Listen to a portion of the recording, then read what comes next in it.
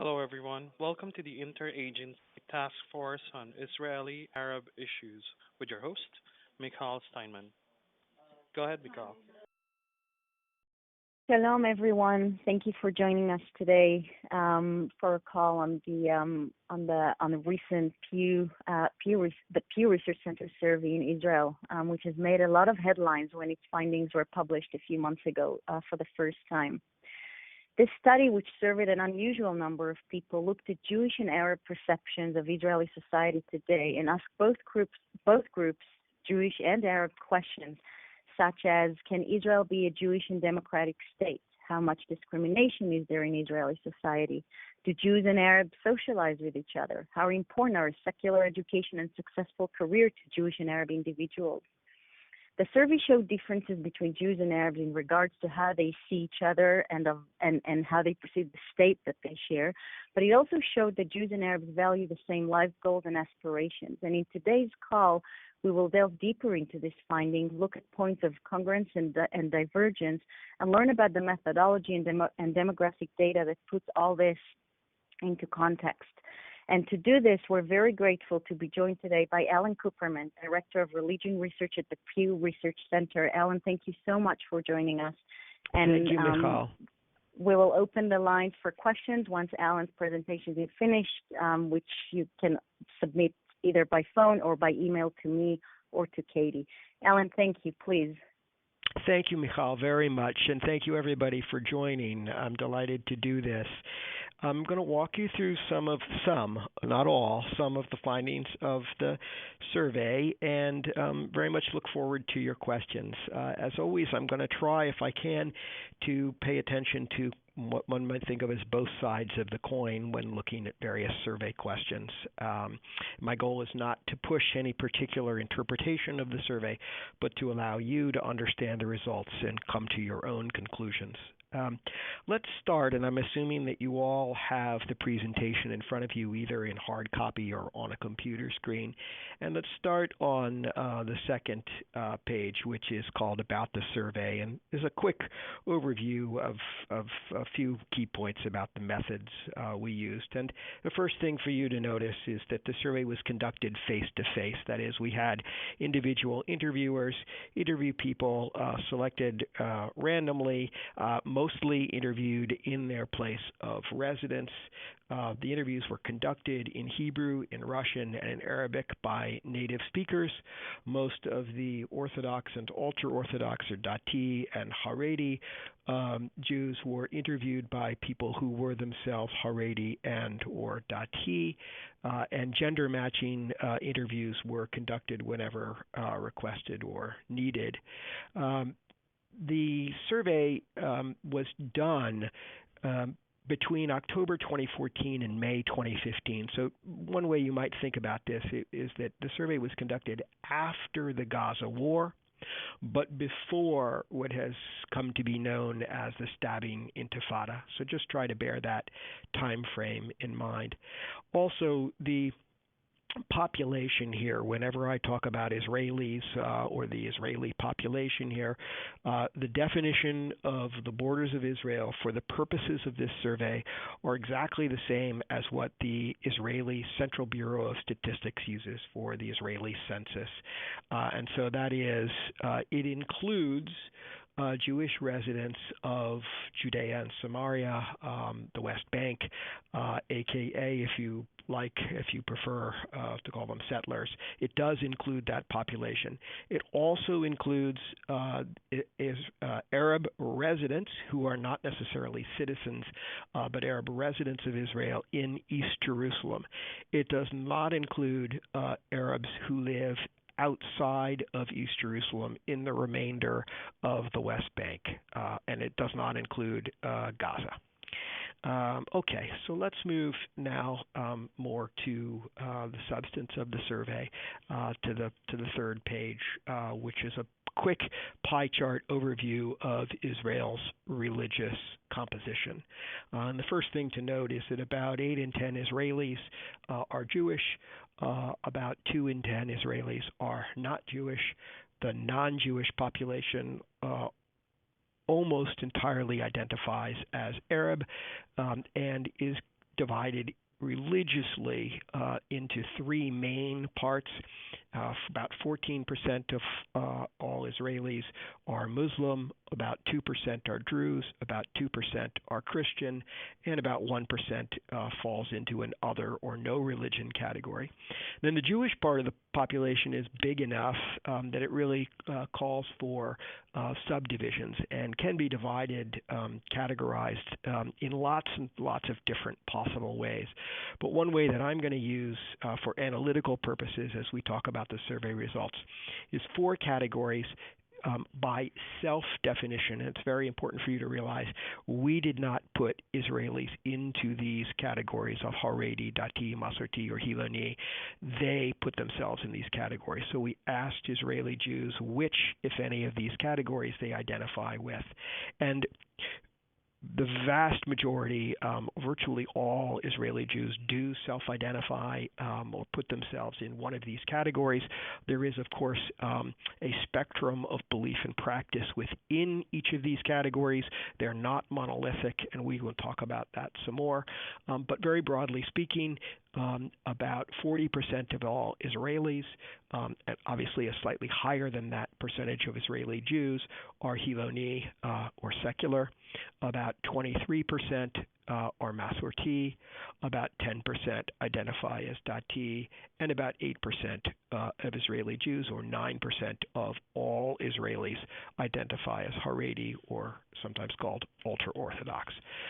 That's just a quick overview of this religious spectrum, much more to come. So let's quickly go and start looking at some of the key findings on religion and politics. And I'm flipping now to the fifth slide, which is entitled Israel Seen as a Jewish Homeland.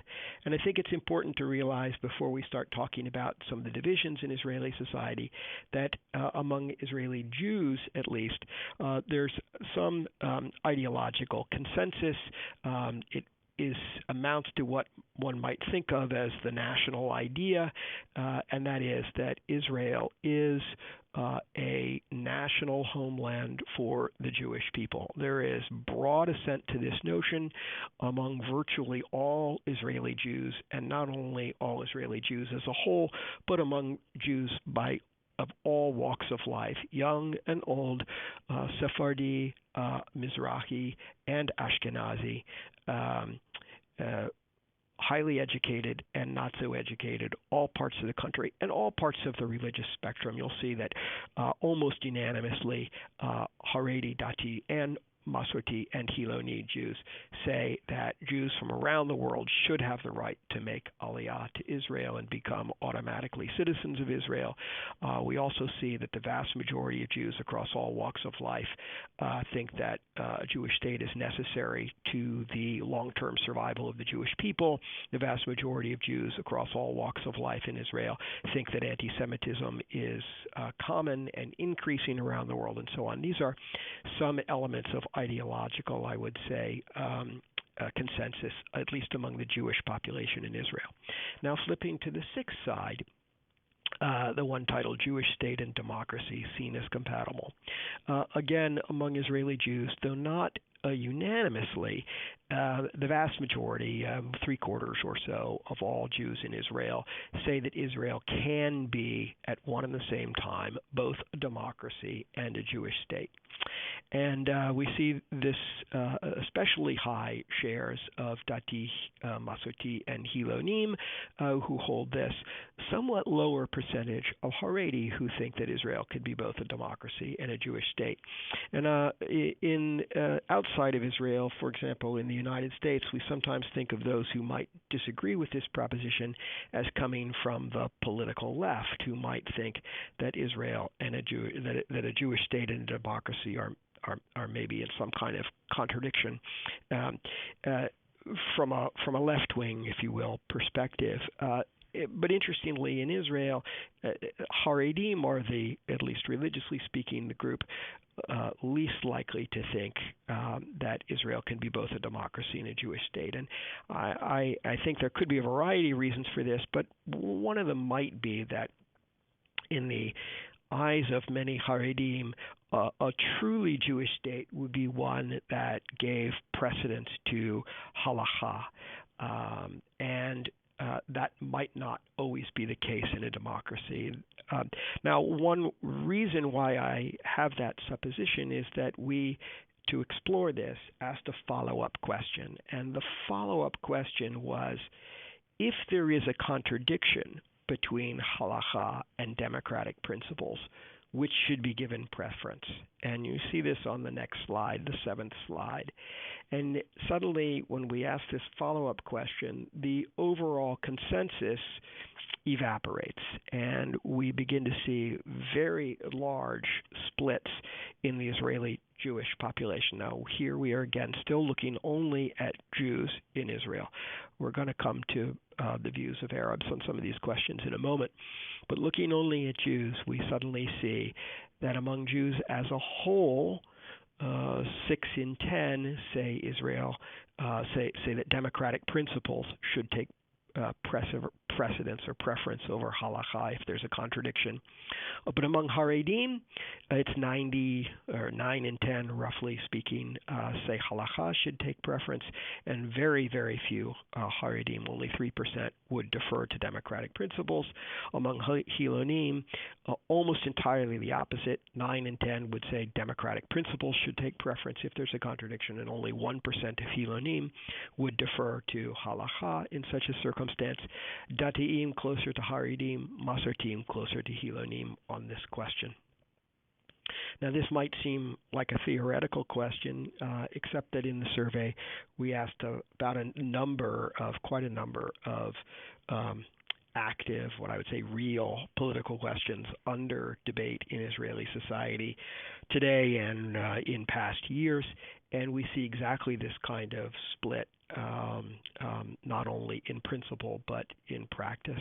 And we'll start with that on the 8th slide, which begins to look at a few of these questions. For example, should public transportation be shut down throughout Israel on the Sabbath?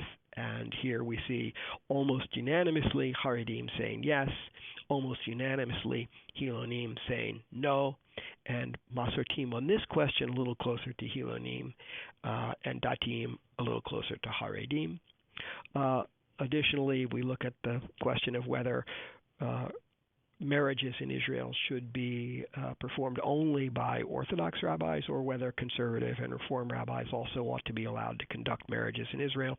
We see that Haredim almost unanimously oppose allowing conservative and Reform rabbis to conduct marriages in Israel.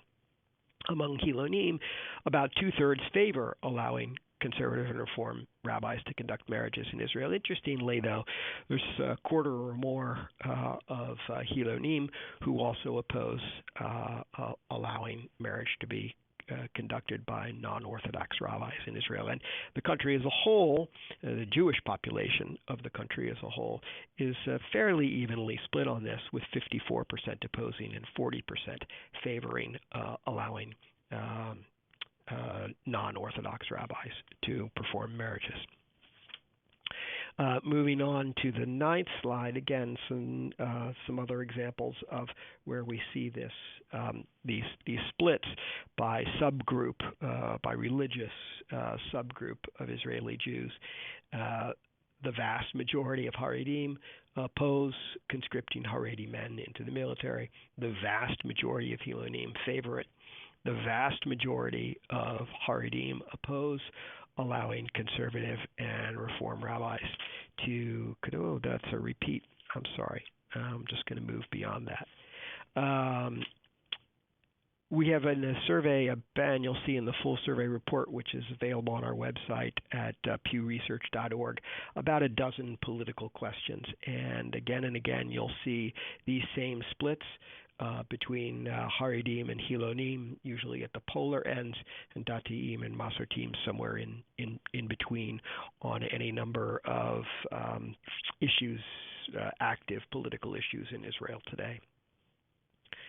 Now I'd like to talk a little bit about where the non-Jewish, that is the Arab population, falls on some of these questions. And so the 10th slide asking whether Israel can be both a democracy and a Jewish state at the same time. And while 3/4 of Israeli Jews say yes, 2/3 of Israeli Arabs say no. 64% say no. Interestingly, you have about 1/4 of Israeli Arabs who do think Israel can be both a democracy and a Jewish state. I would call that a substantial minority, not negligible minority, but nonetheless a minority. And we see that religiously, it is the majority of all of the major religious subgroups, Muslims, Christians, and Druze, who think that Israel cannot be at one and the same time both a democracy and a Jewish state. And in particular, remember, the size of these groups is different. Muslims, much larger group than either Christians or Druze in Israel. One shouldn't think necessarily that in stating the position that Israel cannot be both a democracy and a Jewish state, that the Arab population of Israel is therefore taking a secularist position, i.e., that religious law and democracy are inherently in contradiction. And I say that because I think we can see, if we turn now to the 11th slide, that in fact many Muslims and Christians in Israel actually favor religious law for their own communities. And so 58% of Muslims favor making Sharia the official law of the land. That was the wording of the survey question, the law of the land for Muslims in Israel. And a majority, 55% of Christians favor making the Bible the official law of the land for Christians in Israel. I think this leads to a somewhat complicated image of what exactly is going on here, but I think it does mean that we are not looking at purely separation of church and state in a classic Western fashion as being the reason that people, Arabs in Israel, think Israel cannot be both a democracy and a Jewish state at one and the same time. Moving on to the 12th slide, it is showing some trends over time based on Pew Research Center polls that have been taken in recent years in attitudes toward a two-state solution. The question wording here, however, is not whether people support a two-state solution.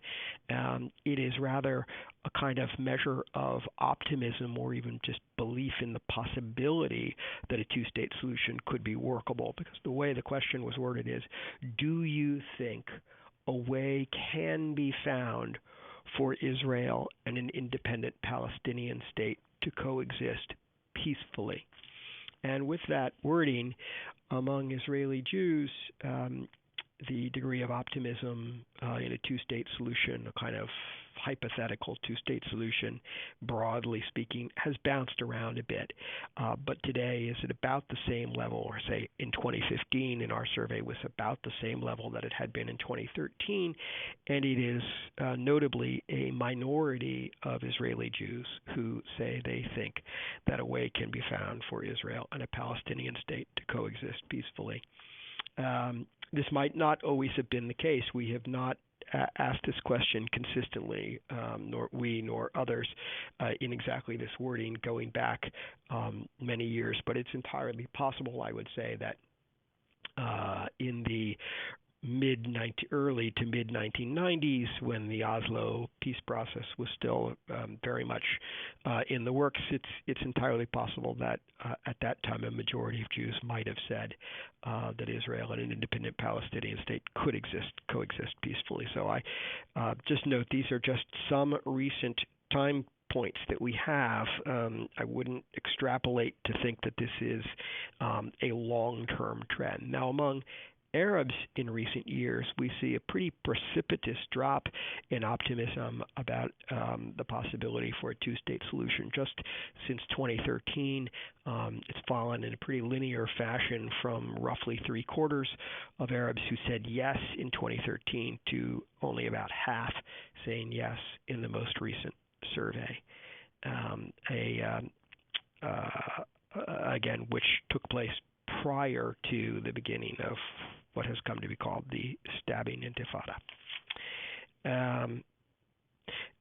The 13th slide asking about the peace process, and there were quite a few questions in the survey in one fashion or another about this, although we tried to ask the questions in a kind of timeless fashion and not very, very deeply specific or time-bound questions about particular proposals. And one of the questions we asked had to do with the sincerity of the two sides in potential negotiations. And what we see is that the vast majority of Israeli Jews say they do not think that the Palestinian leadership is sincerely seeking peace. So 88% of Jews in the survey said the Palestinian leadership is not sincerely seeking peace with Israel. And similarly, the majority of Arabs, actually 72% of the Arabs in the survey, said the Israeli government is not sincerely seeking peace. These are probably not surprising findings to you. To me, more interesting and somewhat more surprising findings are on the 14th slide, and that's the share of Jews who say the Israeli government is not sincere, and the share of Arabs who say the Palestinian leadership is not sincere.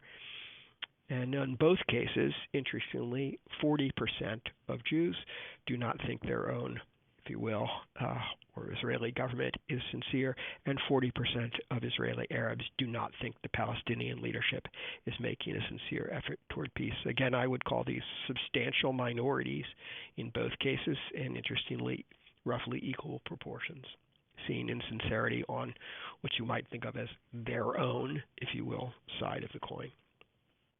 The 15th slide, how much discrimination do Muslims face in Israel? We asked a series of questions about discrimination. I thought this one was particularly revealing among Israeli Arabs, and that includes Christians as well as Druze and Muslims. The vast majority, 79%, say that Muslims face a lot of discrimination in Israel. Among Israeli Jews, just 2 in 10, 21%, say Muslims face a lot of discrimination in Israel because of their religion. Across the board, as we'll see in the 16th slide, the next slide, Arabs are more inclined to see discrimination throughout Israeli society. This is consistent with what we see in many surveys, including in the United States, in which minorities that themselves feel discrimination are particularly sensitive or perceive more discrimination against other groups themselves and other groups in their society. And it's interesting that Arabs are more likely than Jews in Israel not only to say that there's a lot of discrimination against Muslims, but also to say that there's a lot of discrimination in Israel against secular Jews and against women and against gays and lesbians and against Mizrahi Jews. So Arabs in Israel seem to be more sensitive to or more inclined to see discrimination throughout Israeli society. Again, these are perceptions. We did also, by the way, have some questions that ask about specific kinds of incidents or types of discrimination that individuals may have felt, and you'll see that in the full survey results again on our website at pewresearch.org, and we could talk about it more if you wish.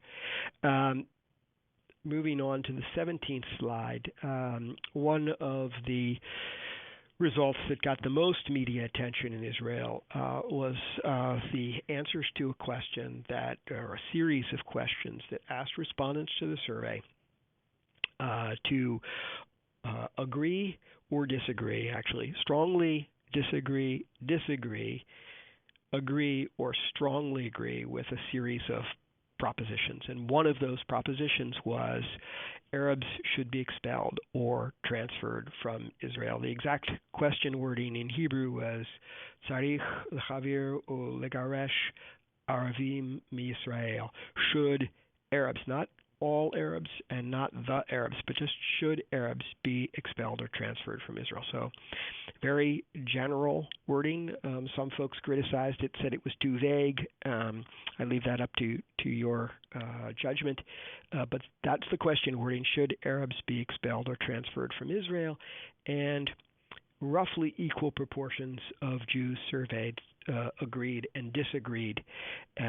But when we look at the subgroups of Jews, we see some, again, consistently clear patterns, consistent with what we've seen elsewhere as well, with Haredim and Dataim particularly likely to agree, including substantial numbers who said they strongly agree with this proposition, and majority actually of Hilonim disagreeing, including a substantial number who strongly disagree with this proposition.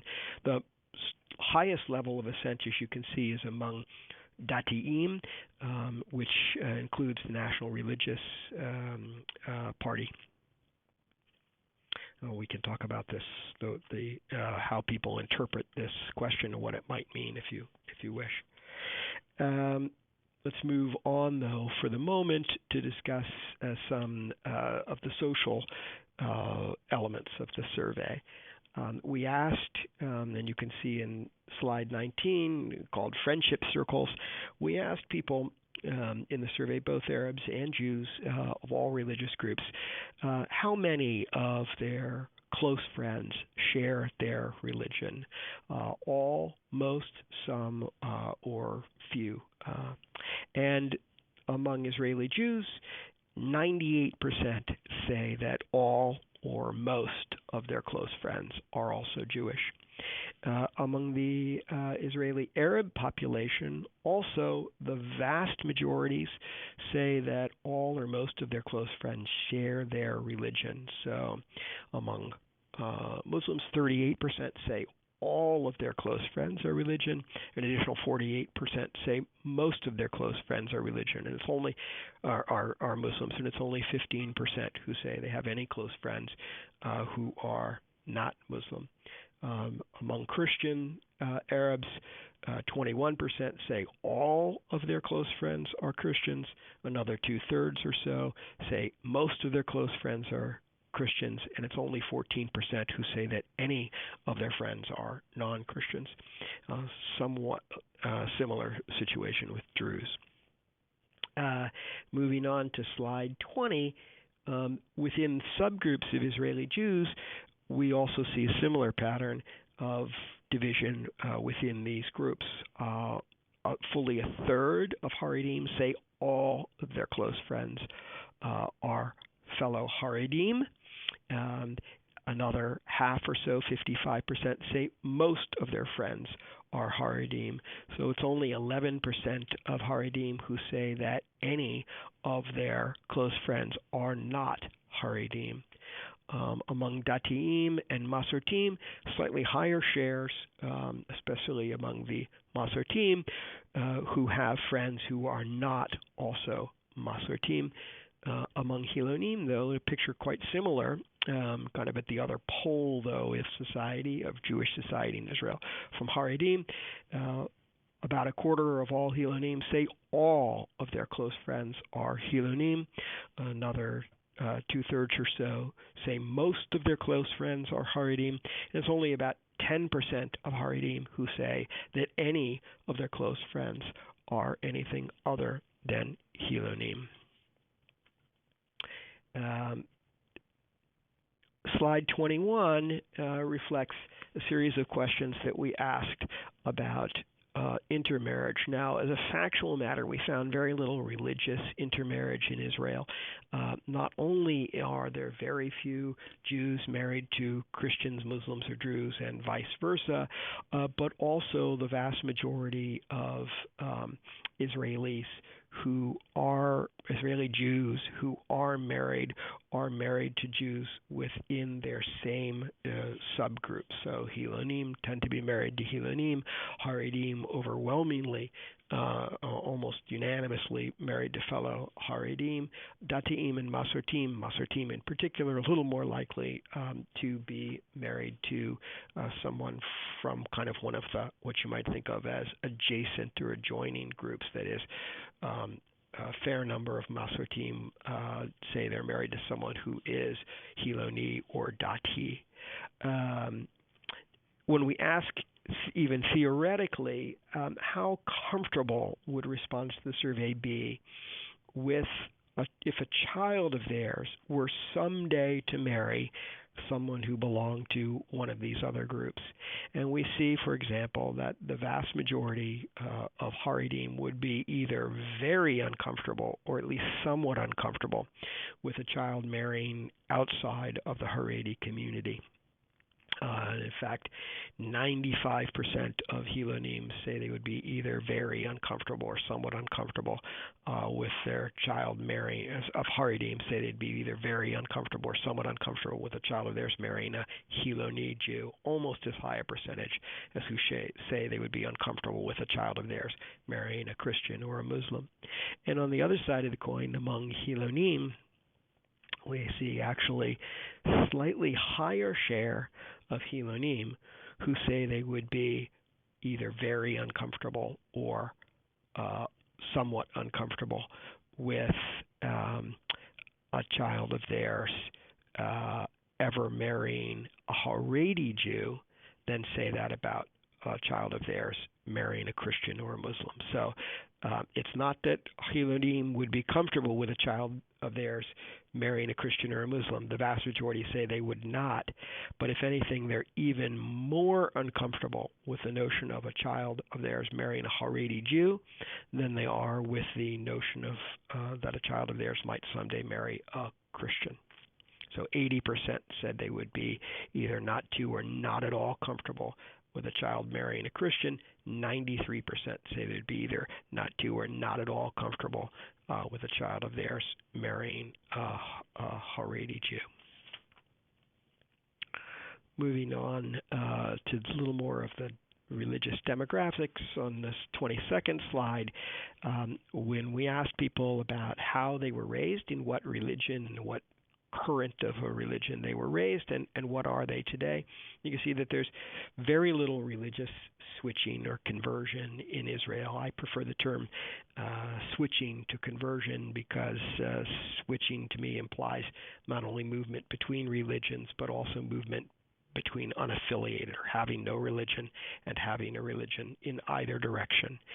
And in the United States and in some countries in the world, there's a great deal of religious switching. In Israel, there's very, very little religious switching between the major groups.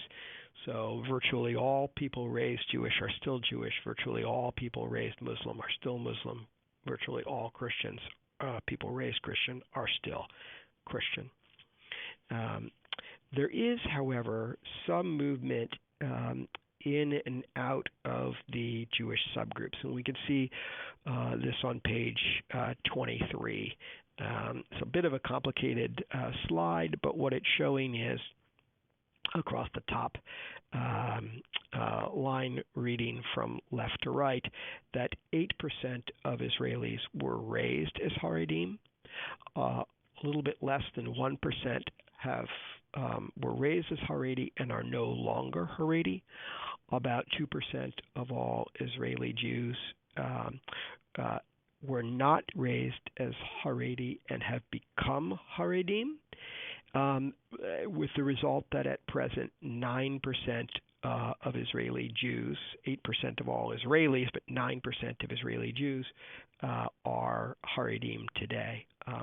So this little bit of net movement into Haredim is what Israelis refer to sometimes as Balei Teshuvah, people becoming religious. We also see here in the survey we can quantify what Israelis sometimes call, on the other side of the coin, datlash, people who have left, who were raised as dati, were raised as religious, and are no longer religious. So 19% of Israeli Jews tell us that they were raised as dati. Fully 9% of Israeli Jews were raised as dati and are no longer dati. 2% of Israeli Jews were not raised as dati and have become dati. As a result, there is a net decline when one rounds these to whole figures, a net decline of 6 percentage points in the dati share of the population through religious switching, and today 13% of Israeli Jews are dati, and so on. You can see there's an increase in the share, slight increase in the share of Masortim, as well, with substantial numbers moving in and substantial numbers moving out. And among Hilonim, some people raised as Hilonim are no longer Hiloni. Slightly more who are raised as Hiloni, or who are not raised as Hiloni, have become Hilonim, for a slight net gain in the share of Hilonim through religious switching alone. With that, I'd like to move to talking about some broad trends in religion in Israeli society over time. And on page 25, the 25th slide, we can see, this is not from Pew data, but from Israeli census data, that the share of the Israeli population that is Muslim has been rising over time, and the share that is Jewish has been declining over time. And remember, of course, that during this long period, the boundaries of the country have shifted. So in the very first Israeli census after independence in 1949, the 1949 census, 86% of the Israeli population identified as Jewish and 9% identified as Muslim, 3% as Christian, and 1% as Druze. In the most recent Central Bureau of Statistics figures, which are for 2014, for religious identification of the country's population as a whole, 3/4 of Israelis, 75%, identify as Jewish. 18%, so double what it was in 1949, identify as Muslim. 2%, which is less than it was in 1949, identify as Christian, and 2% identify as Druze. There's also a new category now of other, that includes in particular Russian immigrants and their offspring who are not identifying, with some of whom are not identifying with any of these religious groups. And again, I cannot emphasize enough that the country itself, the borders have changed, and that is partly what's going on here. In addition, Muslims have grown probably as a result of higher birth rates as well in Israel. As we can see, religious switching is not a significant part of the picture in terms of religious change over time. On slide 26, we can see what's going on with some of what's going on within the Jewish population. This is Israeli social survey data. The social survey is also a government survey conducted by the Central Bureau of Statistics, and we can see that the share of the Israeli population that identifies as Haredi in particular has increased from 6% of the population back in 2002 to 9% as of 2013. A pretty substantial increase, albeit from a small base. The share of Datim is fairly stable. The share of Masortim, if anything, has declined, and the share of Hilonim, again, fairly stable. And you'll note, I think, interestingly, stability kind of at the secular end of the equation increase, if anything, at the ultra-Orthodox, the high end of the religiosity spectrum, and potentially some decline kind of in the middle, especially among Masortim, which is what we can also see on slide 27 from some other data. And so tentatively, I would say, there's some evidence for some decline in the share of Jews who are kind of moderate or middling in their levels of religious observance. We can see this in Gutmann surveys that have been done over the years, where the share of Israeli Jews who say they observe some of the Jewish tradition has fallen, while the share who say they observe either all of the tradition or none of the tradition are stable or even maybe rising. The share who say they observe just some of the tradition has declined. And similarly, in Pew Research Center surveys, the share of Israeli Jews who say religion is somewhat important to their lives has declined, while the share who say that religion is either very important or not at all important in their lives is either stable or rising. So there's some evidence for kind of decline of what one may think of as the religious middle in Israel. I would be tentative about this. I'm not too strong. The evidence is partial. Partly because it's difficult to compare some of the wording in different questions over time, but that's what appears to be going on to me. A couple of other big picture trends or patterns, at least in religion in Israel. One is that, and we see this on the next slide, the 28th slide, that the percentage of Israelis who say that religion is very important in their lives is higher among Arabs than among Jews. And this is true for all of the subgroups of Israel, religious subgroups of Arabs, for Muslims, Christians, and Druze. This is what sociologists sometimes call religious salience, and it's relatively speaking relatively low among Jews in Israel by comparison with Arabs. The Arabs also appear on some other measures, kind of standard measures of religiosity or religious commitment, to be higher. For example, the share of Arabs who say that they attend religious services at least once a week is higher than the share of all Jews, of Jews as a whole, who do that. And of course, if one were to compare subgroups like Haredi Jews, the numbers would be different, much higher actually among Haredim than among Arabs as a whole. And moving on, the 29th slide, quick look at some other demographics, in particular education. It's interesting to note that the Israeli population as a whole is about as well educated as the American U.S.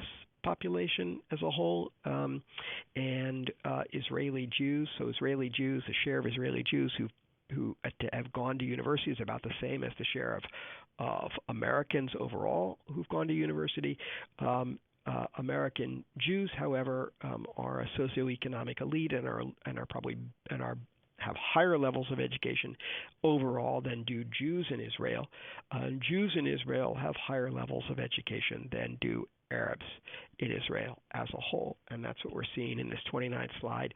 The share of Israeli Jews who have a college degree is about twice as high, fully a third, as it is among Arabs, where it's 16%, and that's true by comparison with all of the subgroups, religious subgroups of Arabs as well. And finally, and I know that time is running short and we want to have time for some questions, I wanted to quickly talk about some areas in which we see evidence of shared values between Arabs and Jews in Israel.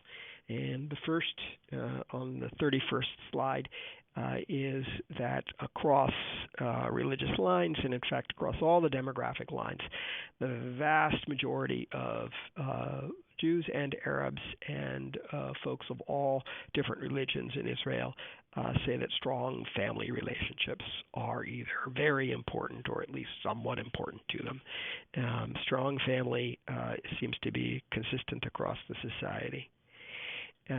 We also see that career success is an important value and a shared value among both Jews and Arabs and all the subgroups of Arabs in Israel. We can see that both Jews and Arabs place a lot of importance on helping people in need. 86% of Israeli Jews say that that's either very important or somewhat important to them personally, as do 91% of Israeli Arabs. Again, in our full report, you can see these kinds of figures broken out for the subgroups of Jews and for the various subcategories, very important versus somewhat important, and so on. Here I just want to emphasize the degree to which many of these values are, broadly speaking, shared, and that the differences by religious group and by ethnic group are not large. When we look at the importance of education, again, particularly in terms of secular education, both Jews and Arabs in Israel and all the subgroups of Israeli Arabs say that giving their children a good secular education is an important value for them. Somewhat different when we look at the question of a good religious education, again in line with slightly higher levels of religiosity or religious commitment among Arabs overall.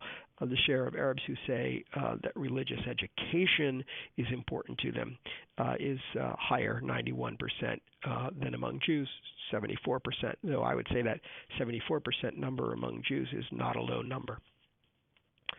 That's it for my formal presentation. Again, there's a lot more data in the survey and a lot of other different ways that the results could be analyzed.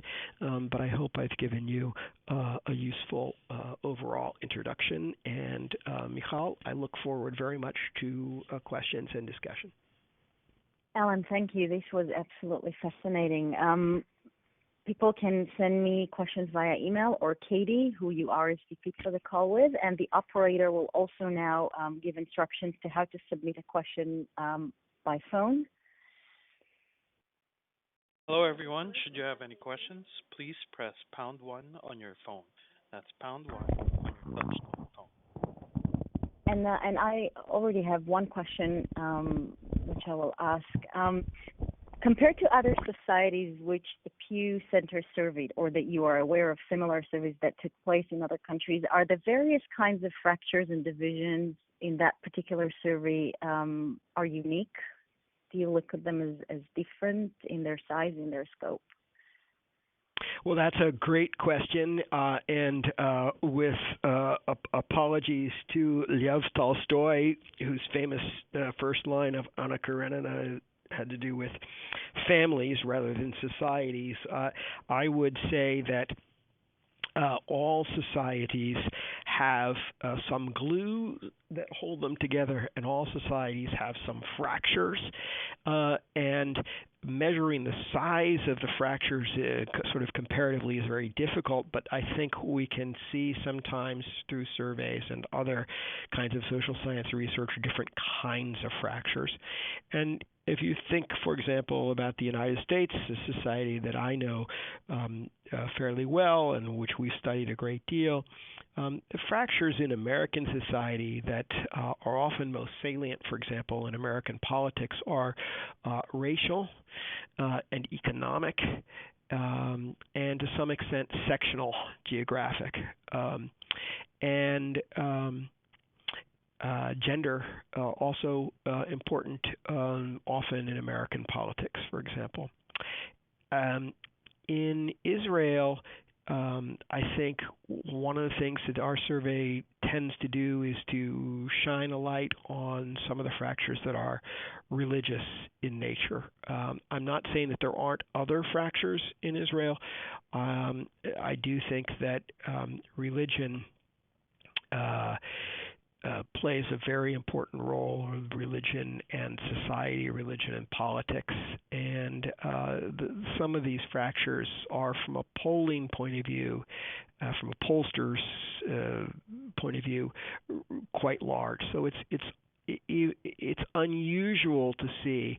Remember that question, for example, which should take preference if there's a contradiction, halakha or democratic principles. And we see large subgroups of the Jewish population in Israel splitting almost entirely on one side or entirely on the other. So gaps between the two of 90 percentage points. That's very rare in polling. Even among the most monolithically Democratic-leaning or Republican-leaning religious subgroups in the United States. Let's say if you looked at black Protestants who are overwhelmingly Democratic-leaning versus white evangelical Protestants who are overwhelmingly Republican-leaning, you still would not see fractures quite as large as what we're seeing in Israel on that question of halakha versus democratic principles. Thank you. Do we have a question on the phone? Yes, we do. We have one from Shai. Go ahead, Shai. Your line is unmuted. Okay. Was there a breakdown between the Arabs in Jerusalem versus the Arabs who are citizens of Israel within the Green Line? Yes, you can do that, Shai. You can do that. Basically, we have sufficient numbers to be able to do that for pretty much every question in the survey.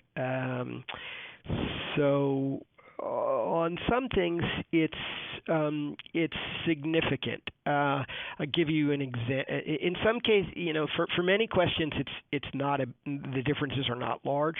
For some, they are. So an example is a question in the survey that we asked about settlements, and we deliberately used the same settlement question that we'd asked in our 2013 survey of American Jews, having in mind primarily that we wanted to be able to compare the attitudes of Israeli Jews and American Jews on the question of settlements. And so the question went, do you think that continued construction of Jewish settlements in Israel helps Israel's own security, hurts Israel's own security, or does not make a difference to Israel's security? And the plurality position among American Jews, it's not a majority, but the plurality position among American Jews is that settlements hurt Israel's own security.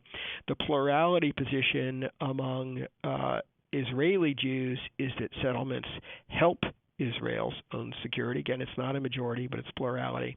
Among Israeli Arabs outside of East Jerusalem, the plurality position is that settlements hurt Israel's security. The plurality position among Arabs in East Jerusalem is that settlements help Israel's own security. And I found that, personally, I was intrigued by that. And I think it's a question in which the wording of the question really carries very different connotations for different subgroups. And I suspect that while for Israeli Jews and American Jews as a whole, helping Israel's own security is a clearly good thing, that for Arabs in East Jerusalem, when they say settlements help Israel's security, they don't necessarily mean that as a positive thing. So, in effect, they may actually be expressing higher levels of disapprobation of settlements, of disapproval of settlements. In any event, that's a question in which Israeli Arabs look quite different depending on whether they live in East Jerusalem or the rest of the country. Thank you. Thank you, Shay. Another question via email. How do you explain the findings of the question about Arab transfer when Arabs are actually more integrated than ever before, at least in the Israeli economy? Well, the question had not been asked before in this way in Israel. And so it was hard to know how people might respond to it. The overall picture is of a pretty even distribution, with about, roughly speaking, half saying that they agree or strongly agree that Arabs should be transferred, and about half saying they disagree or strongly disagree.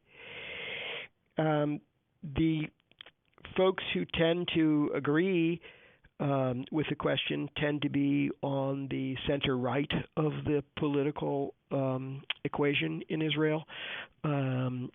We asked about where people lean politically in a variety of different ways. But one thing we asked is for people to put themselves on a scale of 1 to 6, with 6 being the most to the right and 1 being the most to the left. And those who put themselves as a 5 or a 6 are most strongly inclined to agree with transfer. Those who put themselves as a 1 or 2 are most strongly inclined to disagree with the notion of expulsion or transfer. So I think that, broadly speaking, this question lines up, the answers to this question line up with where people see themselves on the political spectrum, and the answers make sense in a statistical sense. There's nothing inconsistent internally in the way people answered the question. And if a question is confusing to respondents in a survey, very often we get a large number who say they don't know or refuse to answer the question, and we didn't get a large number who said they didn't know or refused to answer this question.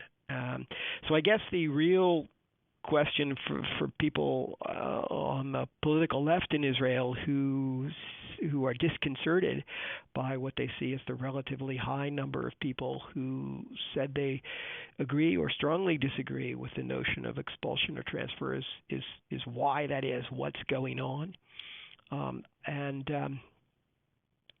One thing that was suggested to us by a number of people in Israel is that because the question wording is kind of general, not calling for transfer at a specific period in time or from a specific place to a specific place, or of a specific part of the Arab population, that it represents some kind of a general pipe dream, a kind of a assertion of, it would be nice if this problem would just disappear. I'm not sure that that's the case. I don't know, but that is something that a number of Israelis said. That's people on the left, frankly, said that's what they think may be going on there. If that's the case, I think it's still a very interesting finding. By analogy, I would say if a large share of Americans said that they wished that, say, Hispanic immigrants or African Americans or some other group would just disappear, that would be interesting. That's a strange kind of analogy, but I guess the other thing I would say historically is that the notion of transfer or expulsion, some version of it, has been around for a long time, and maybe there's more lasting kind of interest in it than many Israelis would like to think. As far as I'm aware, the first kind of historical mention of this in a serious way was in 1937 by the Peel Commission. So it was the British who first actually raised the notion of transferring Arabs out of Jewish areas and Jews out of Arab areas, as a matter of fact. And of course, more recently, it's been bandied about by various kinds of political leaders. and maybe it's just a notion that has more currency actually than some Israelis than many Israelis would like to think. Thank you. And because we have many questions, we'll continue just for a few more minutes. Do we have more questions on the phone? We don't have any more questions from Okay. the phone. So another just few questions via email. One of them is, were any Arabs identifying themselves as secular versus the 1% no religion? Yeah, very few. They define them. The no religion would include somebody who define themselves as anything other than Muslim, Christian, or Druze. So you could get 1% who are saying they're secular.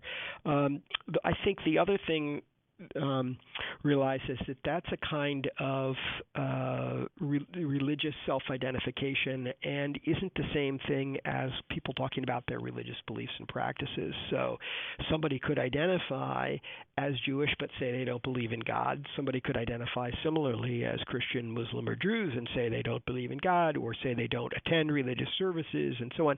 And we have that in the survey. And you will see, of course, that there are substantial minorities of Christians, Muslims, and Druze who, by a variety of religious beliefs and practices that we asked about, are not particularly religious.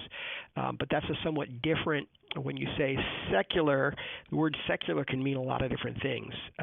And if you mean a kind of secular outlook on life, that is a kind of belief in separation of church and state or not wanting religion to have too much of a role in politics or public life, that's a very different thing from being a not particularly religious person or religion not being particularly important in one's personal life. We have measures of all these different things in the survey, and in general, the Arab population in Israel is quite a religious population, and in general, I would not say that it is a population that expresses a lot of secularist, that is, anti-religion in politics viewpoints.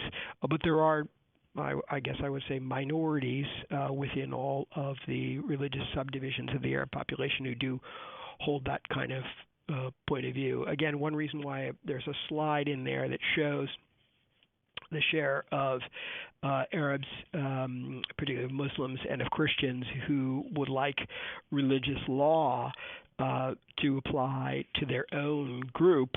I think that's an indication, and it's majorities of Christians and majorities of Muslims who would like the Bible or Sharia law, respectively, to apply to their own populations. That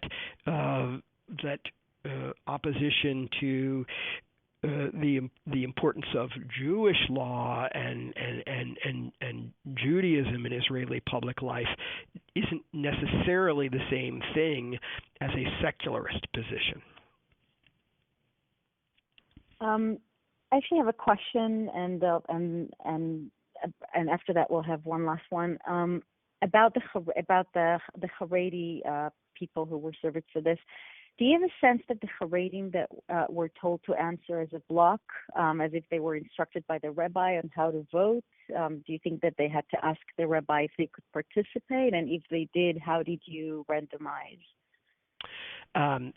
So we did not advertise the plans to conduct this survey in advance, nor did we go to any religious leaders of any sort, including Haredi, to seek in any way their blessing for the survey.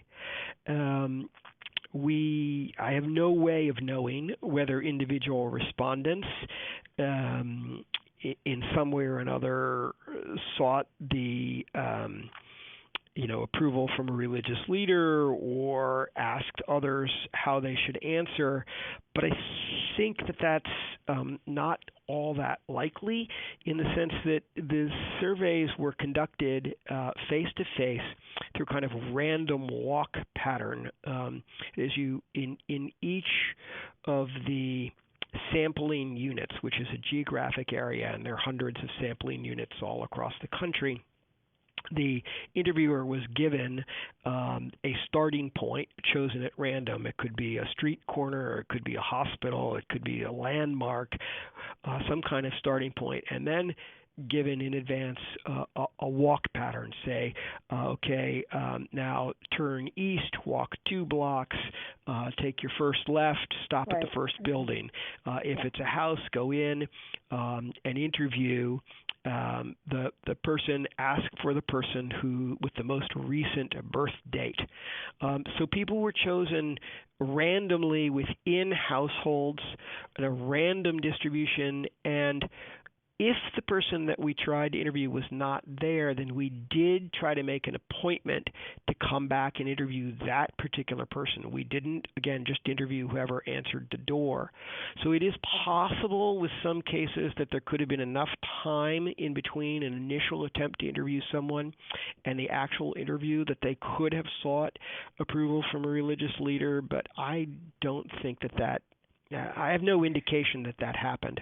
We're not aware. We've not heard anecdotally of any of that. And the survey was very widely covered in the Haredi press, and there were no mentions of Haredi leaders having taken positions on it or encouraged people to participate or not participate. Okay. So my final question to you is: so why does it all matter? What do policymakers, NGO activists, maybe philanthropists, what should be the takeaways from this? Wow, that's a really difficult question. You know, the Pew Research Center is a kind of we're like a we're not only nonprofit and nonpartisan, we're a non-advocacy organization. You could think of it as a kind of public interest polling organization. We never take policy positions, so it's not my realm to say what policymakers should do in Israel or anywhere else in the world. We never attach any policy prescriptions to any of our research anywhere in the world. I can say what some what has been the takeaway from some Israeli leaders, beginning with President Reuven Rivlin, who spoke extemporaneously for about 20 minutes about the survey results and was widely quoted in the Israeli press. And he talked about the social and religious divisions in Israel, and particularly about divisions among children in various groups, and how difficult it is to bring people together. And he said that this should be a wake-up call for Israeli society and a cause for deep soul searching. I'd also note that the same week that the survey was released, the head of intelligence for the IDF was quoted in Haaretz as saying that he was more concerned for the long term about Israel's social divisions as a security issue than he was about terrorism as a security issue for the long term. So I think there are at least some Israeli leaders who are saying that this survey and perhaps other evidence of divisions within Israeli society of one sort or another, religious, ethnic, and so on, may be deepening and are of great concern to them. Concerns, at least, yeah.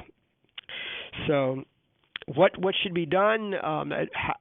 How, if in any way, these kinds of divisions can be addressed or healed? That's not up for me to say. Right. So thank you.